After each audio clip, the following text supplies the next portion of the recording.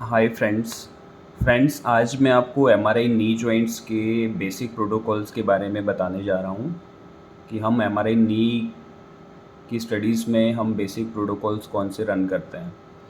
तो देखिए फ्रेंड्स, मैं नॉर्मल आपको अगर बताता हूँ, हमारे पास मेन मस्कुलोस्केलेटल का जब भी कोई केस आता है तो हम उसमें normal proton density with fat sat sequence use करते हैं, जिसको हम कहते हैं PD with fat set. PD means proton density, FS means fat suppression. PD fat set जिसको हम कहते हैं पीडीएफएस नॉर्मल। ठीक है, तो पीडी फैट सेट हमें रन करना है। तो पीडी फैट सेट जब आप केस करोगे तो पीडी फैट सेट कुछ आपको इस तरह से देखने को मिल रहा है। तो ये नी एमआरआई का केस मैं दिखाने जा रहा हूँ। तो नी एमआरआई की का ये जो इमेज है, this is proton density fat set image. ये देखो, ये नी एमआरआई का PD with fat suppression sequence है। तो नॉर्मल अगर मैं प्रोटोकॉल्स के बारे में बात करता हूँ तो मेन मस्कुलोस्केलेटल्स के अंदर हम तीनों प्लेन में PD with fat sat sequence run करते हैं। तीनों प्लेन्स मतलब एक्सियल में भी फैट सेट लेना है, सजाइटल में भी पीडी फैट सेट लेना है, और कॉर्नल में भी आपको PD with fat sat sequence लेना है। तो ये देखिए नी एमआरआई के अंदर पीडी विद फैट सेट।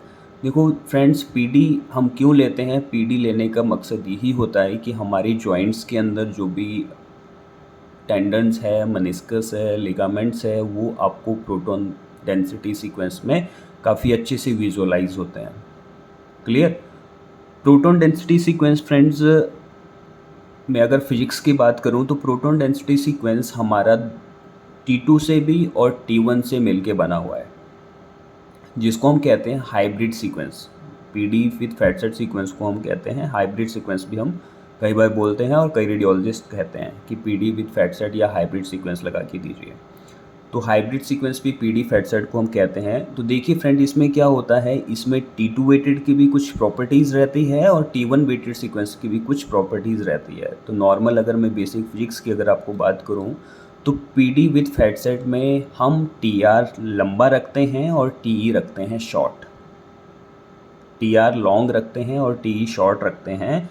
ये हमने एक T2 वेटेड से लिया और एक हमने T1 वेटेड से लिया, क्योंकि T2 वेटेड सीक्वेंस में TR भी लॉन्ग रखते हैं, TE भी शॉर्ट रखते हैं, और T1 वेटेड में हम TR शॉर्ट रखते हैं और TE भी शॉर्ट रखते हैं। तो TR हमने T2 वेटेड से उठाया और TE हमने T1 वेटेड से उठाया। तो इसीलिए हम इसको कहते हैं हाइब्रिड सीक्वेंस, क्योंकि इस सीक्वेंस के अंदर दोनों की प्रॉपर्टीज़ आएगी, T2 की भी आएगी और T1 वेटेड की भी आएगी।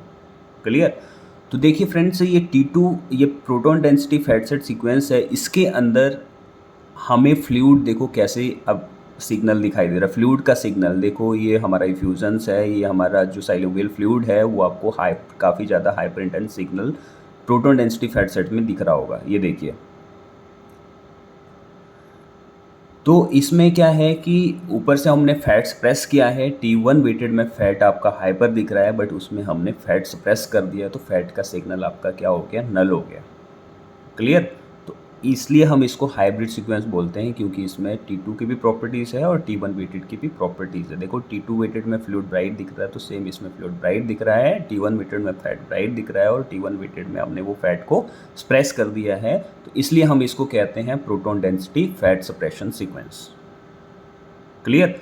तो फ्रेंड्स, नी जॉइंट्स के प्रोटोकॉल की अगर मैं बात करूं तो हमें तीनों प्लेन में पीडी विथ फैट सेट लेना है, सैज में, कॉर्नल में और एक्सियल में। ये सैज में है आपके सामने, तो सजाइटल में मैंने पीडी विथ फैट सेट लिया है। तो पीडी के अंदर मुझे ACL, PCL, टेंडन्स, मनिस्कस, ये देखो बायलेटरल मनिस्कस, लेटरल मनिस्कस, मीडियल मनिस्कस मुझे अच्छे से क्लियर विजुअलाइज हुई है। क्लियर? पीडी फैट सेट लेने के बाद मैंने सैज में T2 फैट सेट आपको लेना है। तो पीडी फैट सेट लेने के बाद हमें सैज में T2 वेटेड सीक्वेंस लेना है। This is T2 weighted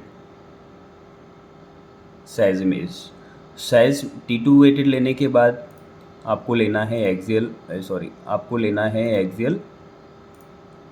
PD sequence. This is axial PD fat sat sequence. This is axial PD fat sat sequence. And then मैंने रन किया है coronal PD fat sat sequence. This is coronal PD fat sat sequence. तो normal मैंने बताया था आपको कि तीनों प्लेन में आपको पीडी विद फैक्टर लेना है, तो मैंने सैज में भी दिखाया आपको, कॉर्नल में भी दिखाया और अभी आपको पहले एक्सेल में भी दिखाया और ये आपको कॉर्नल में दिखा रहा हूँ। क्लियर? अब किसी एक प्लेन में मैंने T2 ले लिया, जैसे सैज में मैंने T2 लिया था, और किसी एक प्लेन में आपको T1 वेटेड लेना है। This is called T1 weighted.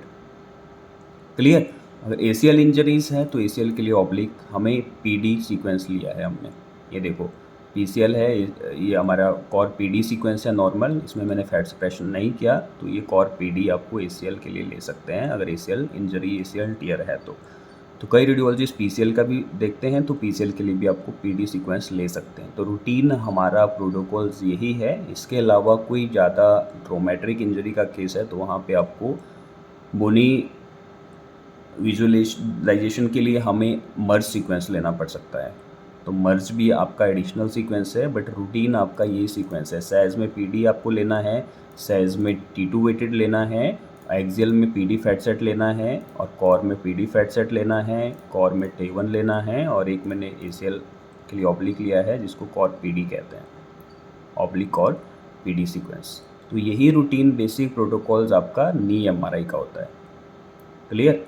तो यही बेसिक प्रोटोकॉल्स आपको नी MRI में लेना है, और इसके अलावा हमारे रेडियोलॉजिस्ट की जो भी रिक्वायरमेंट्स रहती है तो उनके अकॉर्डिंग हम प्रोटोकॉल को चेंज कर सकते हैं। कई रेडियोलॉजिस्ट अगर सैज में T2 ना मांगे, सैज में T1 मांगे, तो सैज में भी T1 ले सकते हैं, बट ये आपका रूटीन प्रोटोकॉल्स के अंदर आता है। मींस कि किस तीनों प्लेन में फैट सेट सीक्वेंस लेना है, किसी एक प्लेन में T2, किसी एक प्लेन में T1, और आपका फिर ACL PCL के लिए ऑब्लिक। तो मोस्टली मैंने यहाँ पे ACL के लिए लिया है, दिस इज़ PD सीक्वेंस लिया है, तो ACL के लिए मैंने PD सीक्वेंस लिया है। तो ये हमारा रूटीन प्रोटोकॉल्स होता है MRI नी जॉइंट्स का।